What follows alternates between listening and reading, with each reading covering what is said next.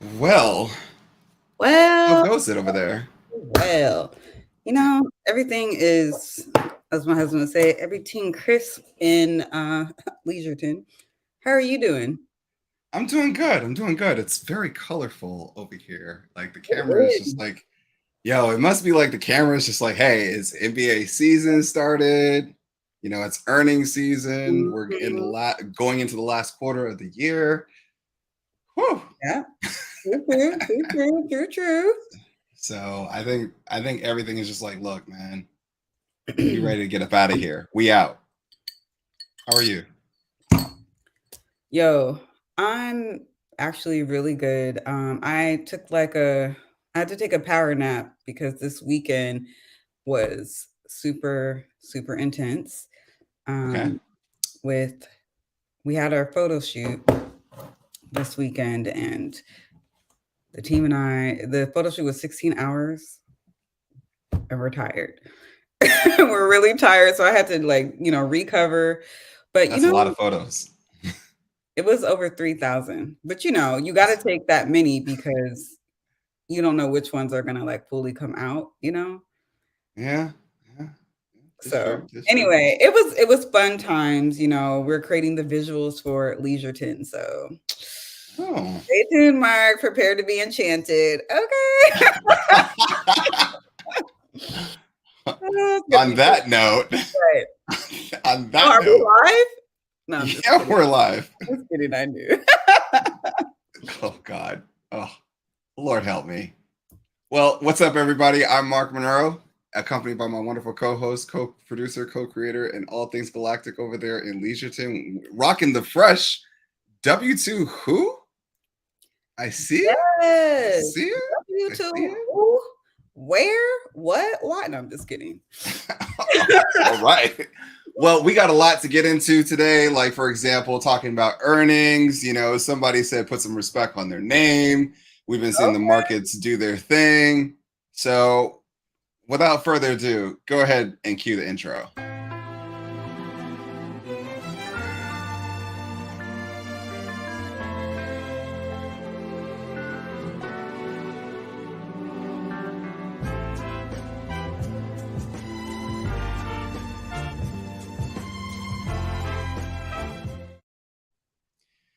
Okay, so I'm kind of, we may have to like set up some new intros, like, because I think that we need some more variety in the spice of things. So, yeah, we may have to do some things there. But all right, so let's get some of the obvious stuff out of the way. Like, for example, if you haven't subscribed yet, go ahead and hit the subscribe button down below.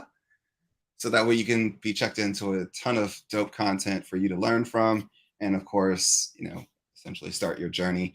And on top of that, if you want to be in the know, who was it today? Who was it? Who was it? Who was it? Who was it? Shout outs to King Rail coming through with the Hey. one word fam. He had his notification bell on, and we salute you, my guy. I hope all things are well with you. Thank you for having your notification bell on, so that way you are first in the chat. So, and if you want to be like King Rail, go ahead and have that bell on, so that way we can shout you out next time. And on top of that, if you think that the content is pretty dope here on the Come Up series, go ahead and hit that like button because we would greatly appreciate it. But yo, if you want to save it till afterwards, that's fine too, because we'll earn it.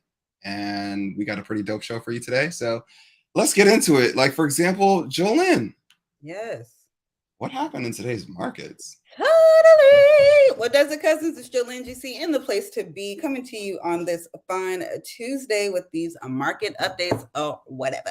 So we got the Dow coming in at 337.98 points. So now we're at a level of 30,523.80. The S&P 500 was up 42.03. Now we are at a level of 3,719.98. And the NASDAQ coming through with a respectable 96.60 points. Now we're occupying levels of 10,772.40. Moving on to sector performance. As you know, there are 11 sectors. We like to track the top three and the bottom three so we can see what that rotation is looking like. Coming in the top three, we got industrials, materials, and utilities. And then for our bottom three, it's energy, health, and communication services. Now, if you are just now tuning in or, you're new to all this, we have these things called like the pick list, and you can find that pick list on our Instagram page at That Come Up Series. And once you do that, you scroll through and you will find all of our picks, aka the sips. And the top three for today was Target coming in at 5.35 percentage points to the upside. We got Twilio coming in at 4.12 points in phase positive, 3.77 percentage points. Then for our bottom three, we got PDBC negative 1.118%. Netflix, I'm going to leave an asterisk by this Netflix announcement, but Netflix asterisk negative 1.73%. I'll come back to it. And SQQQ negative 2.43%. So you can see that in the market today, we're starting to, within our pick list, the bottoms and the tops are starting to get closer and closer together. So, starting to consolidate. Yeah, just making note of that. But let's talk about this aftermarket, okay? Because guess who was on fire in the aftermarket? You already know. After market earnings call announcement, positive on the top and the bottom, beat the expectations, okay? Smacked them up, smacked them down.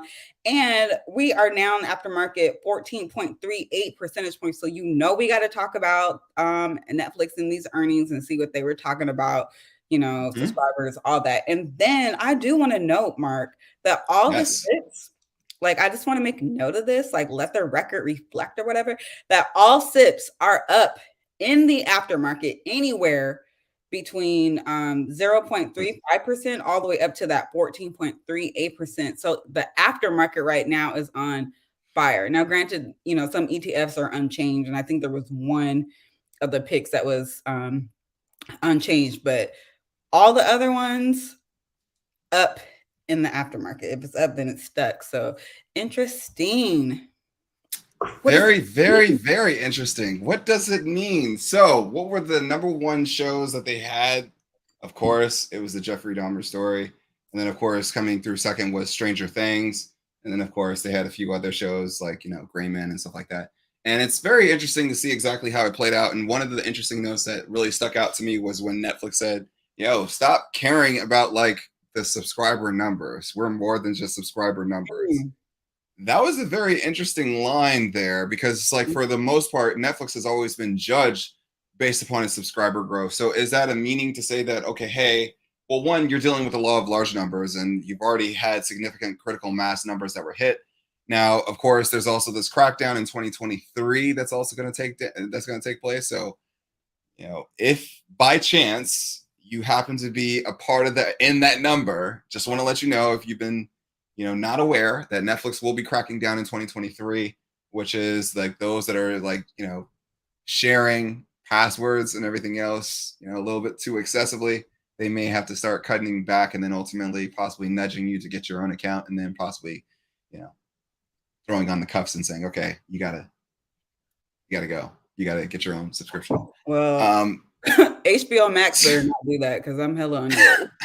I am on yours. Okay. Whatever. So interesting fact though, it's like, they came through significantly.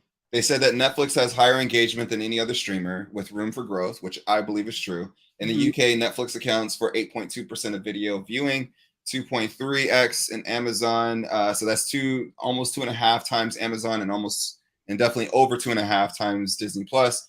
In the US, Netflix accounts for 7.6% of TV time, over 2.5% of Amazon, a little bit lower than 1.5 times Disney and Hulu Plus and Hulu Live. So very, very interesting. And they also had an interesting note that says our competitors are investing heavily to drive subscribers and engagement, but building a large, successful streaming business is hard. We estimate that they are all losing money with combined 2022 operating losses, well over 10 billion versus Netflix's 5 to 6 billion annual operating profit. So a slight little flex there by Netflix.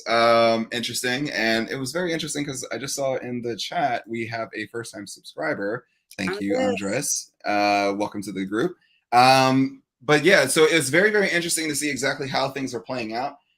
Some things to keep in mind, and I was having a conversation with Lawrence actually earlier today, and we were What talking about Lawrence got Netflix. going on? Mm-hmm. You say what? I said, what Lawrence got going on?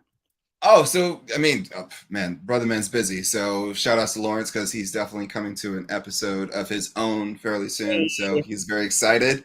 But whew, yeah, I get chills when we sit down and talk about those things. But the interesting thing to pay attention to with Netflix is, if we move beyond subscriber growth, and of course, if we're just looking at revenue, and if we see that the 699, there's some legs to it as it pertains to people being moved off and then going into their own accounts. And essentially from there, you've converted folks from going from, not paying anything at all to just paying 699 or maybe even paying higher. Cause I'm probably assuming that if you are on somebody else's Netflix account, you can probably afford your own Netflix.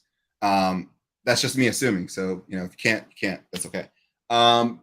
But I do believe that they can actually break into some of that market to open up new subscribers or new customers, and that can also create tons of opportunity, and that's globally for Netflix. So that's very, very interesting to pay attention to for sure. And then on top of that, there's this other thing. Like I'm just looking at the verticals for Netflix, right? So like just chill with me for a second here. Okay. So what if, like I'm gonna play the Marvel's What If. So what if by happenstance that Netflix, their gaming does become pretty well, and then they literally start to bring that as a bundled package alongside with, say, for example, viewership content? And what if by chance that they also get into an audio space as well? And what if Netflix maybe also gets into the running for acquiring content from other major companies or just acquiring these companies, like let's say an EA or an Ubisoft? Now, for those of you that don't know Ubisoft, they have an amazing library of content, or as it pertains to gaming content, a lot of AAA titles there that can also be converted into movies. I mean, if you think about the Tom Clancy, Tom Clancy's known for his books, but then also for video games, which have very strong occult followings. And then Mhm. imagine those being underneath the umbrella of Netflix, where you have content for TV shows alongside with, content for movies, and you name it, and of course, video games alongside with that, as well as merch. So that's interesting. But then also, what if they also get into the space of, let's say, an esports where they open it up for other live content? So maybe not going into the professional landscape of space, but what about amateur space? So there's a lot of potential vertical integration into the Netflix platform in which they do so well. Like we've seen them do live content before. We've seen them do syndicated show content before. Another thing that they can work on is like they can, instead of just doing the entire season, so that way you can have prolonged watch times. What if by chance you did every week or every other week you release 2 episodes of the show?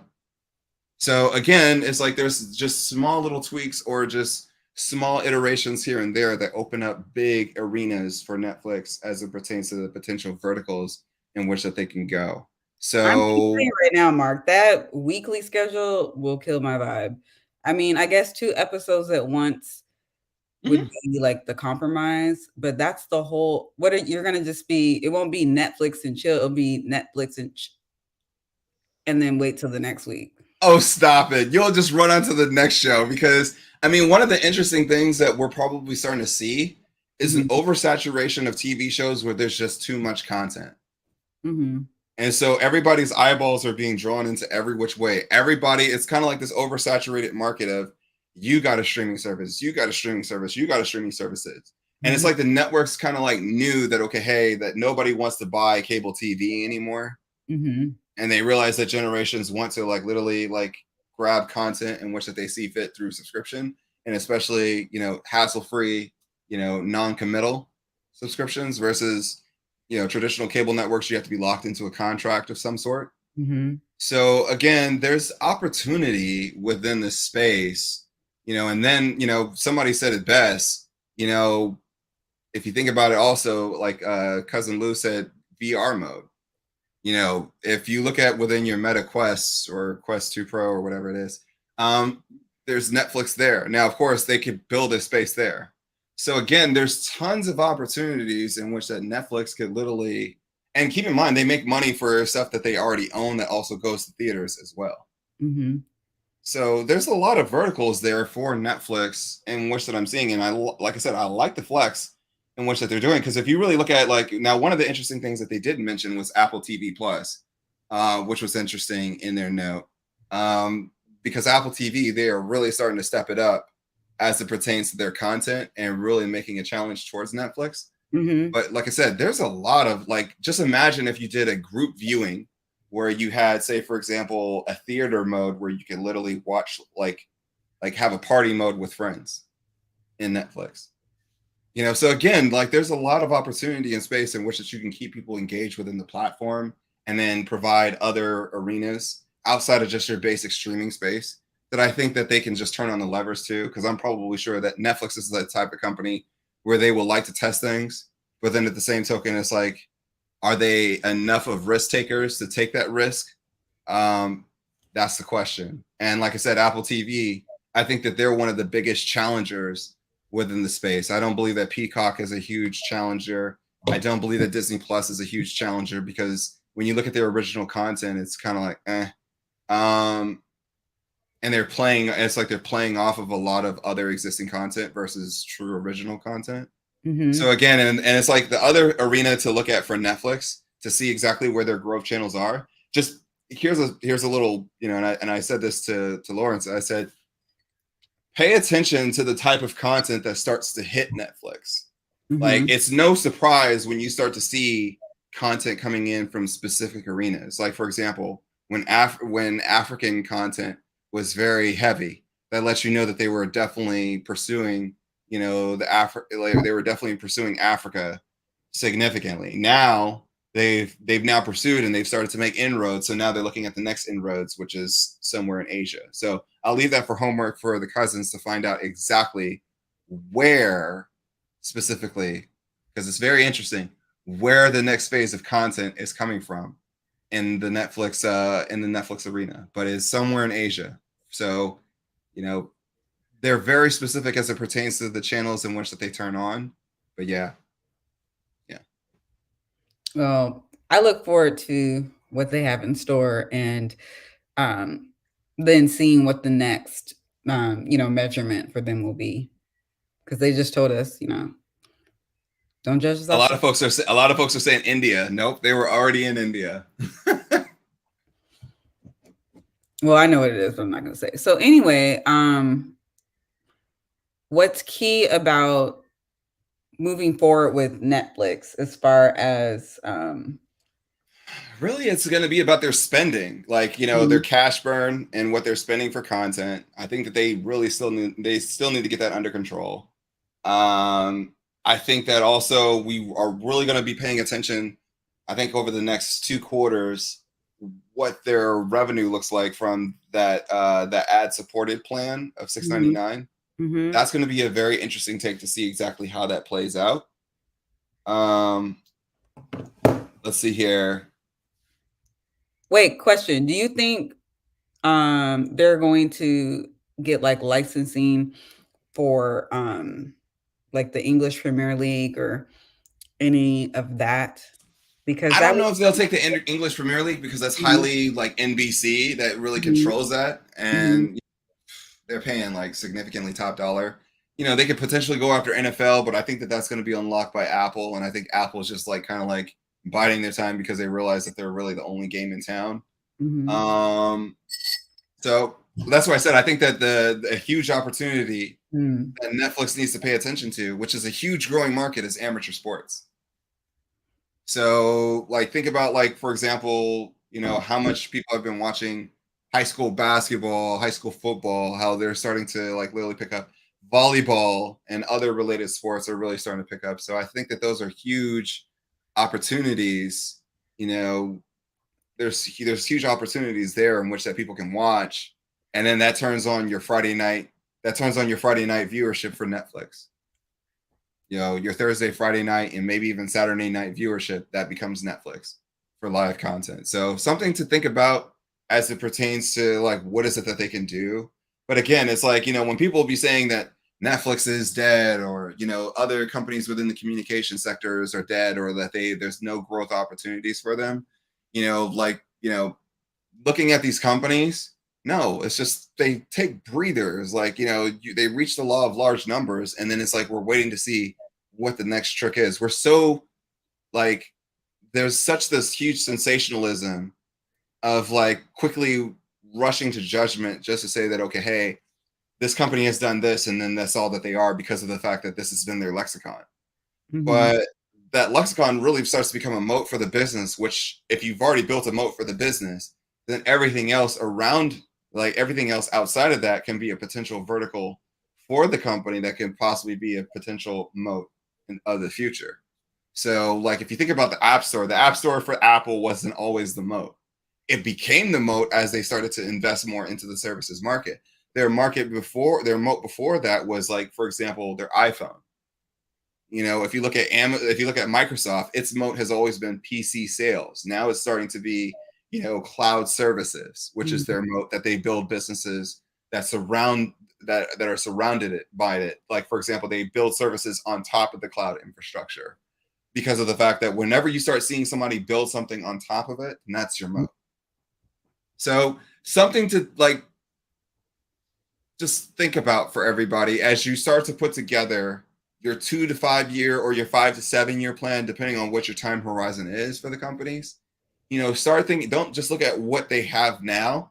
Think about what they have now that gives them safety, and then think about the things in which that if they do plan to take risk on some things, where the market and the economics open up. Because I always tell this to even entrepreneurs. Does the economics support the business model? And does the business model complement the economics of the time? So what makes Netflix so dominant is because of the fact is that they've got pricing power. Like look at like if you get the chance, go look at the price point of where Netflix is now coming in on the ad supported business versus the other entry level prices for some of the other streaming services. You'll see that Netflix definitely beats them out. So again, there's strong upside opportunity there for Netflix, and especially if they turn on other levers, I mean, it could get very, very interesting moving forward. And like I said, the one thing I don't expect Netflix not to do is to still not acquire content and create content. But I think that sooner or later they're going to have to make an acquisition. So, since we're talking about earnings, and we gotta, I don't know if there's any other companies you want to talk about, but for tomorrow, I can go down the whole kit and caboodle list, but well, maybe we go back, but because we're on a very tight schedule, like right on the dot, we have to go. That's fair. We have to go right on the dot. So I think that you're talking about Tesla next, right? Okay. So we already got the numbers as it pertains to the delivery. So we got the delivery numbers for the quarter. It came in light. So of course, analysts have had to go back and revise a little bit their earnings estimates. A lot of folks are saying that there's a demand crush for Tesla, and here's something that a lot of folks don't really understand here. Like my mentor and then a friend of mine, their family just really took delivery of their Teslas recently. Shout out to Kaz, by the way. So, and shout out to Tunde as well. So interesting fact. When they reserved their Teslas, those Tesla prices were a lot lower.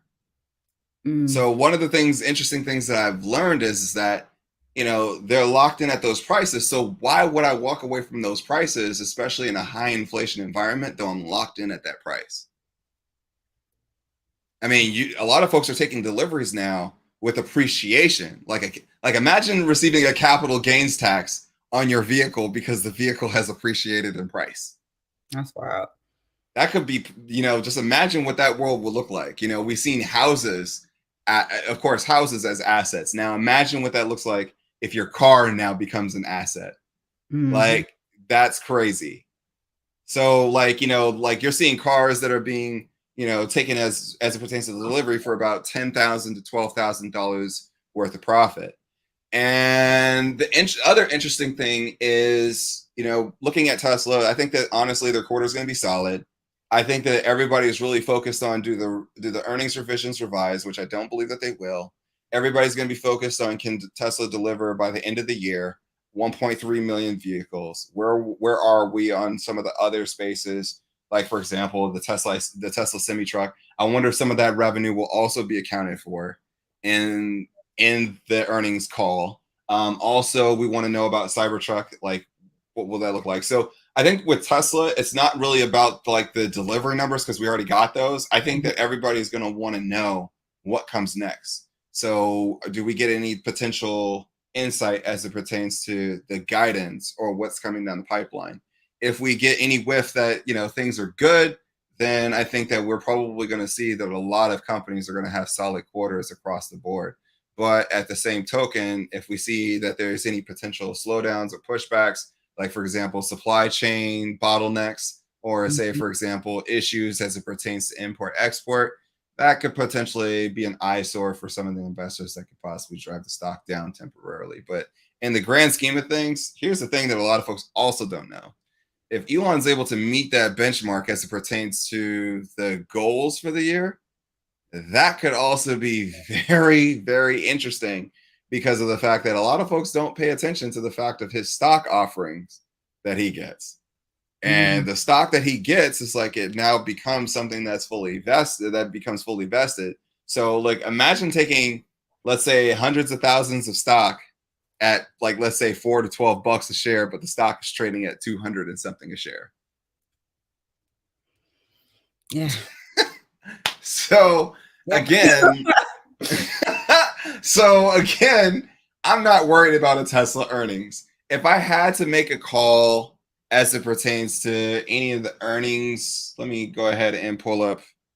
Let me see if I can pull up our pick list real quick and see if there's anything that could potentially pose any risk as it pertains to earnings. So I'm looking at MKL. That's insurance. I think that insurance is still going to be something that people will pay, though that I think that there is going to be some inflation there. So I think that they can definitely do some. I'm going to just go down the whole list real quick. So we're getting ready to go in hyper mode. So all right, let me see. While I do that, here, let me go ahead and let's see if I could just save the image. Yeah, we're gonna do something pretty interesting tonight. Okay, and let's see if I can present and share screen. So for those in whom which that don't ever see the pick list, here it is. All right, so we got the pick list here up on our screen. So let's just check this out. So Devon Energy, I think that they're going to have a solid quarter. I think that pretty much oil energy companies are going to do fine as we go into the close of the year. OIH is an ETF. I think the MKL, Merkle Insurance Company, I think that they're going to do fine, though I think that they're probably going to come in line. AXP is something, American Express, I would definitely be paying attention to. The banks, as you've seen, regional and major banks, they've been doing significantly well. Costco, definitely pay attention to as it pertains to potential inflation, but they have pricing power. And another thing about like wholesale based companies, when you see that a lot of companies are holding on to significant amounts of inventory, where do you think they push that inventory over to? Wholesalers. And so I think that becomes an advantage for Costco. Apple, I mean, of course, a lot of folks are paying attention to iPhone, but though I think that the services business and its other devices are going to possibly prop it up for the time being. Amazon's AWS services, I don't see that companies are going to stop their spending in the cloud. So I think that they're going to be fine, probably in line. Tesla, I've already discussed. Microsoft, I think that now, of course, with all these companies, given that where we see the US dollar at, I would say the one thing that I would say that could be a potential risk, I would say pay attention to foreign exchange issues. Of course, given that we see other currencies dropping and yet the US dollar is still sitting pretty high. That could possibly weigh on the earnings. Though that I would be interested to see if some of these companies are choosing not to repatriate their cash. So that's going to be very, very interesting. Home Depot, I definitely see some struggles there as it pertains to inventory costs or inventory just slow down in sales. Google, I definitely see the ad spend dollars are still going to do just fine as it pertains to YouTube propping it up. Let's see here. Looking at State Street, I think that they're going to be just fine. JP Morgan, we already heard their earnings. AbbVie, I think we already heard their earnings too, but if we didn't, I think that we should be expecting some pretty in-line numbers.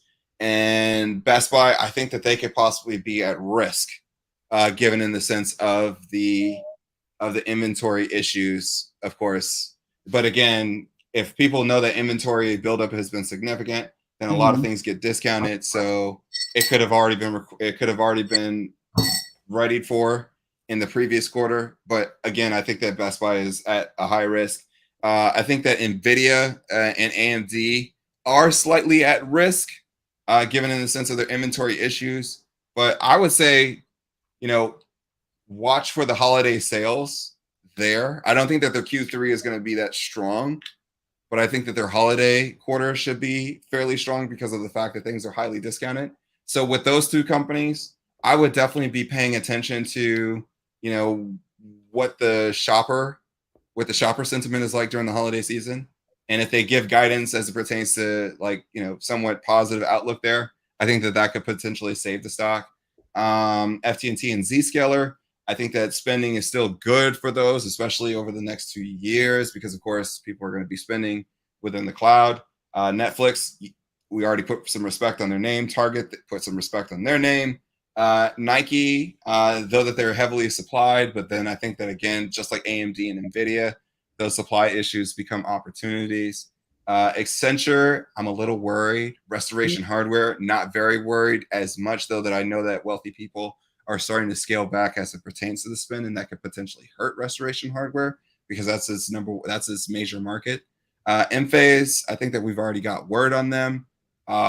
Joanne's, sorry, babe, I love you, but somebody's gonna get hurt today. Facebook, or AKA Meta, because we got to change that ticker now. So I guess I might have to come up with a new pick list. Meta, I think that there actually may be a bounce back with Meta. So, but I'm watching that very closely because I'm thinking about the small businesses, though that I think that, I think the thing that could potentially hurt them is the amount of spending that they've been doing and the fact that they've been slowing down their spending and operating expenses. Again, it's a toss-up. But I do believe over the future, over the next 2 years, I think that they got some strong upside coming in, especially since you see that a lot of companies are going to probably start building things that support the Meta platform. And I think that that's going to be probably a bread and butter for them. Let's see. But as it pertains to earnings, definitely all eyes on guidance, and definitely all eyes on the ad spend dollars to see if the ad spend is not going to be there. UPS, I think that there's definitely going to be some issues there due to the rising costs as it pertains to shipping costs. So I want to know, I'm definitely going to want to know how's that going to have impact. Unity, definitely, I think that there's going to be some hurt there, given in the sense of its cost. And I think that this could be an area that spending could come back. Caterpillar, industrial, I think that we could be possibly seeing the industrial market make a comeback, and I think that they do have a little bit of pricing power. But again, agricultural markets have been hit. I think in California, there was a report that their tomato production was down by 17%, and that supplies significantly much of the United States. So that's something to pay attention to. Lamb Research, alongside with the rest of the chip sector, I think that it's not really about what happened during the quarter. It's more so about their forward-looking guidance. And then we got IWN, Dow Jones Industrial, FDN. I think that that's just a mixture of all those companies. CrowdStrike, alongside with Zscaler and Fortinet, and then PDBC again. I think that it's going to come down to guidance, and essentially, I think that those numbers come in line. So I think I got to everything. So when I look at energy companies, I look at companies that are going to do very, very well as it gets colder. You predict the weather, you can predict the price of oil. And the things that, I would definitely say be very, very mindful of is, outside of paying for, increasing your dividend and also doing a stock buyback, what else is there? I mean, that's good and all, but that's just a one-time pop. So I would just be very mindful to see exactly what happens with energy, especially as we look beyond 2022 and look to 2023. And there's my run through very quickly Of the of the earnings. pick list Yeah. of what I expect for earnings going down the pipeline. Well, we'll have to, once those earnings are released, we'll have to come back and And assess. just yeah, and for the folks that are like, listening in when you're like, oh man, he just ran through those very quickly. Yeah, I did. So, make sure that if there's a company on there that you're looking at or that you're researching and everything else, cross-reference this video based upon what you're seeing, because again, this is just what I see. And mind you, I just went through I don't know how many companies in a matter of minutes. So again, there could be something that I could have missed in this video because of the sake of time. And on top of that, it's just, top of the dome. And I'm probably sure that I probably missed some things, but I will say that, you know, definitely go back and look at the previous quarter and look at what their guidance was there, because that sets a huge line in the sand, as it pertains to, hey, that's what, like, this is what they said last quarter. Mm-hmm. We're gonna be like checking on them like from what they said last quarter. So like for example, that's like telling your parent when you got a C the last quarter, and then they be like, all right, but yo, mom, I got a C this quarter, but don't you worry, because next quarter, look, man, I'm gonna be like a solid B plus, A minus. So now when we look at, say, for example, the consensus, we're gonna be probably looking at a B plus or a B. So on your report card, and anything less than that, ugh, anything more than that, hey, have fun, go mad. So again, it's going to be very, very interesting to see how things play out. Another thing to pay attention to when you look at this list on the come up series, it's a good solid handful of companies that give you a solid read. I don't know if you noticed this, but I did mention things that were like tied to economics that could have impacts to some of these companies. Now I know you guys like definitely check out like Department of Labor statistics. We check out tons of other economic factors. But for me, the greatest economic factors that I get that are economic reads are from a lot of these companies that sit on the list. So when I think about, let's say, a Visa or a MasterCard or an American Express, one, it tells me about consumer spending. It also tells me about credit usage or credit. When I think about the chip sector, it tells me about how things are set as it pertains to pricing for innovation. When I think about, let's say, energy, it tells me about, of course, things in which that outside of just oil that like literally heats homes and everything else. But I'm also thinking about stuff like rubber, all those other resources that oil is used to help create. When I think about Amazon, it definitely tells me about the consumer. When I think about FT&T, Zscaler, CrowdStrike, Microsoft, it definitely and some of the other players, it tells me about, let's say, for example, the enterprise. How much of the major corporations are truly spending? Are they spending at all? So there's a lot of good details in some of these things that you can literally put together as an overall consensus just to see where we're at. So those are the things that I'm going to be looking at, and I'm also going to be looking at OpEx spending, so operating expenses, to see if they went up or to see if they went down, because that will tell us a lot about, of course, recruitment, headcount. Did they really downsize just to essentially say their next few quarters to cut down spending, or what else did they do to get creative? So again, something to pay attention to. Yeah. Also cross referencing all those things within the different sectors, the 11 sectors, and seeing like how economics will impact each of those sectors as well. So you can kind of have a broad view of how the economics will and can impact the individual industries within the sector, and then the companies within the industries. Yeah, I agree. Whew, that So was a lot. you need to take a breath, take a breath, take a breath. Now, okay, so moving on for the rest of the week. So we Yes. already talked about, Netflix and Yep. Tesla and what to expect Yep. for tomorrow, and then the rundown. Mm-hmm. So now, as we're preparing for Act 2, Mm-hmm. And this quarter, right, or this fourth quarter. Yep. What should we be studying right now, besides what we were just talking about from the earnings perspective? What's next? So what's next? I mean, of course, we're getting ready to go into an election for a midterm. You know, we're definitely looking at November as it pertains to potential rate hike of 75 points, or 75 basis points, and then of course potentially another 50 basis points in December. And then I'm probably, thinking that, by this time the data should have caught up. I mean, one of the things that a lot of folks don't realize when we look at rate hike environments, it takes about 6 to 9 months per rate hike to literally come into the market.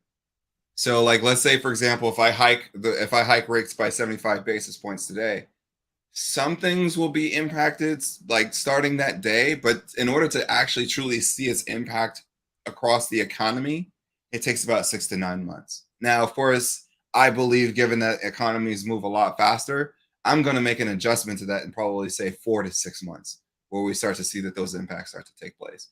One of the major, or some of the major things that we've seen across the economy, especially like the numbers, was that we saw that inflation had significantly spiked this year, but where?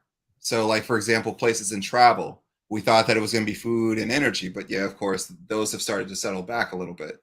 But the one place that hasn't really started to pull back a little bit, which accounts for 30%, is housing. And that is like the slowest moving indicator because of the fact that it should be. Housing, if I always say this, the most stable parts of the economy move the slowest. So in order for you to see the impact of those things, it's not like we're like, okay, we're raising 20%, 25% rent, this month, and so on and so on and so on. No, you're going to probably see that for the year, and then you won't see the impact of that and probably till the end of the year. And again, there's like two major points in time where we normally see that, rates for rent are typically move at their highest. What is it during the summer? And then also, what is it? Maybe the spring. Nobody really moves during the fall and winter unless you're buying a home. And it's like, if you think about college kids, they move in during the summer, and then they're probably preparing to move out during the spring. So, and it goes kind of interesting because it's also the same thing for like general tenants as well. So the reason why I say this is because of the fact that we haven't fully seen, that at its full peak yet. We've seen that prices have rise, but we haven't seen the full impact as it pertains to the rise in, we haven't seen the rise yet. Where we've seen that overall peak in some places 30% in rent. We haven't seen that hit the economics yet. So that's something that I'm definitely going to be paying attention to, and especially, if that's the thing that I'm looking at, I'm also looking at as a cross reference to consumer sentiment and consumer spending. So as we go into the holiday season, I'm definitely going to be watching, what the consumer spending looks like. I think we saw Amazon Prime Day numbers weren't as good as they were in July over this. I think they had recently Prime Day or 2-day Prime Day, and it wasn't as good as it was in July.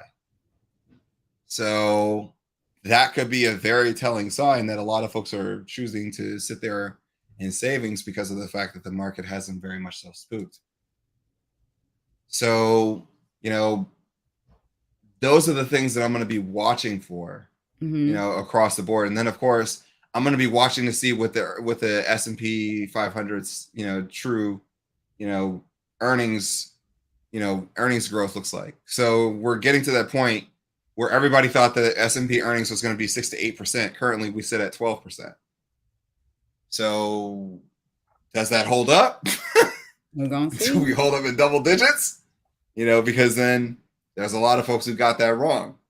And then, of course, I want to see exactly like, okay, hey, one of the things that I also paid attention to is the 3-month and 10-year yield. They almost inverted this morning. That was That was almost pretty spooky. Because for those of you that don't know, a lot of folks follow the 2-year and 10-year inversion. I like to follow the 3-month and the 10-year. And when I saw the 3-month and the 10-year come very, very close to one another, whew, I was gonna start my recession song. I don't really have a song. So, I hope not. no, but I mean, there's a lot of things to really pay attention to. Of course, right now the name of the game right now is earnings and guidance. It's not even just what the print is, what the top and the bottom line is.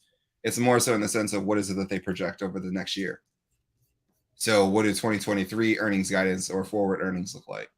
Do you expect to see that you're still going to have solid earnings growth for 2023? Do you believe that you've made it, out of the woods now, and now that you've made it out of the woods, do you see the light at the end of the tunnel? Now, on a geopolitical front, at the beginning of the year, all these years are like melting together, but I believe it's the beginning of this year we were talking about like the importance of looking, on a global perspective, and in particular Yes. India. So, what are you? Well, leaving the war aside, the invasion of Ukraine, because that's a whole other topic. Yeah. Besides that, what are you looking for from India? Growth, GDP growth. That's the biggest thing. Like, if you go back and look at India's GDP over the past few years, it'll actually show you something. A lot of folks have said that, hey, they're not growing as heavily. Okay. Maybe you may need to go, cross some T's and dot some I's and see, because the data print for India reads a whole different story. Now, of course, are they getting hit just like everybody else in the market? Of course. But who stands to have the best opportunity coming out of a recession? My eyes are still on India. When you think about like what manufacturing is starting to move to India, when you think about companies that are already doing business in India, the talent that's there in India, those things are pretty major. Like, that could take some potential share from China. And I would probably be looking at to see, I would probably be looking at seeing, if I'm looking at China, and especially if China tries to invade Taiwan, what does the entire chip sector look like now? And I think that that's the reason why you see a lot of companies that are moving their process. They're trying to move their process as fast as they can outside of, areas that could be considered highly critical or high risk now due to geopolitical environments. I'm also looking at Europe as it pertains to what's happening there, because these past few weeks have just been a lot. You've had one person that is now being asked to resign, and another person that has recently lost their role, and there's a lot that's in flux there, as it pertains to the country spending or specific tax cuts. I think it was like 45 billion in tax cuts, and that got pulled back. So again, it's like there's a lot of economies out there that are significantly hurting. And the question is like, what does it look like in 2023? Does it get worse? Or have we already seen the worst and now we're just like, because everybody's talking about recession, right? If we've been talking about going into recession for quite some time, and we've already had 2 negative GDP quarters, right? Well, remember what I've always said. You never know you're in a recession until people start talking about recession, though that around the time, naturally, when we start talking about recession, you're on your way out of the recession. So will that hold up, and will that still be true that we're coming out of this recession slowly, painfully, but yet we're still coming out of it, and yet, everybody will start hitting it very hard. Like the global economy is already in a recession, like hands down. Yeah, I made a note to look at Brazil's economy. They've been in recessions really since honestly, since the Olympics.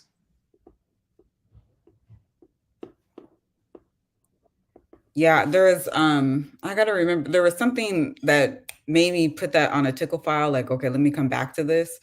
And I gotta find the article that made me think. Let me look at what Brazil has going on. Okay. Yeah. Yeah. So again, it's like, think about Italy. Italy still has not come out of a recession at all. Wowza. Yeah. I mean, their unemployment rate was, oh my gosh. It was pretty bad. Mhm. So, I mean, again, it's like, there's a lot, like I said, the global economy has been propped up very, very well. But yet, at the same token, a lot of economies out there are really, really hurting. And a lot of these countries play a huge role in the supply chain as well. So the global supply chain got significantly disrupted during COVID, and it just Mhm. doesn't come back overnight. And think about how many businesses went under during COVID because of the fact that, think about, like, when you a lot of times we look at things very easily because of the fact that it's like, okay, hey, we see companies like Apple, Microsoft, Facebook, and all these other companies that have tons of cash, right? And Mhm. we assume that other companies that are publicly traded and other companies that are overseas that are, moving in the same way, and we think that they're just as strong. And in reality, like, some of these companies are just a few quarters in it, or just one pandemic from literally, like, the story, like, literally rewrites itself. You know, and here we are in a record high inflation moment, where the cost of capital is so high, it can choke the life out of a lot of the companies out there. So that those are the things in which that we got to pay attention to. It's easy. Yeah. I mean, for all intents and purposes, the companies here in the US are definitely stronger. I mean, if you want me to say it, US companies are definitely stronger than most of your companies overseas. Most. So it's like, okay, we got it. But yet, at the same token, just because these companies are just as strong, what good is a strong company that's going to have to just, like, literally sit there just in cash or figure out whatever they're going to do when the rest of the economy is struggling? So just, like, take, like, an Apple, the glorious darling of the market. Well, what happens when European sales and Japanese sales and, sales in China drop because of the fact that their economies are so tough, and that the cost to acquire these things is so high, and their values of their dollars or their currency has fallen, that it's like, okay, hey, they have to choose that or food or energy. Hmm. Lord. Again, it's like, it doesn't make Apple a bad company. It just means that essentially the economics at that point in time are not supporting the thesis that surrounds a great company, because of the fact that the one thing that can trump a dope company, or, a phenomenal company, is a global economy. Goodness. All of the Sorry for the doom and gloom. I'm sorry. but okay, so out of the doom and gloom, we have Yeah. to remember, what is that? The adage that more fortunes are started in crisis than any other time. Oh, for sure. You I know, mean, it's funny because people always say, like, don't buy into a downturn and all this other stuff. But, like, if you're buying stock, if you're buying stock, you know, most people that I can't speak on behalf of everybody. Most people that I know, the conversations that I have, those high level conversations that I sit with people and have, and, we discuss, nobody cares.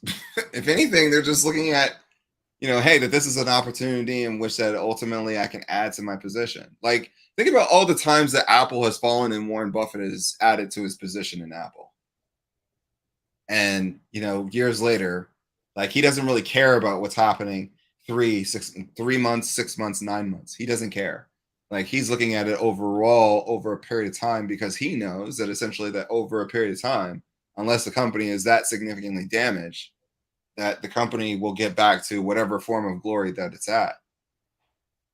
Companies just don't stop producing value just because there's a short-term interim period in which that the global economy goes through periods of, weakness.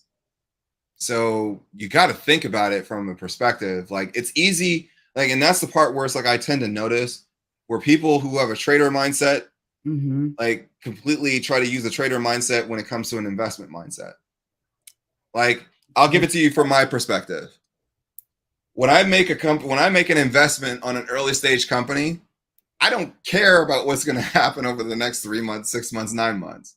I'm probably going to care about, like, okay, hey, over the next 3 years, 5 years, 8 years, maybe 10 years, exactly what does that return look like? Or what is the IRR from my firm? What do those things look like?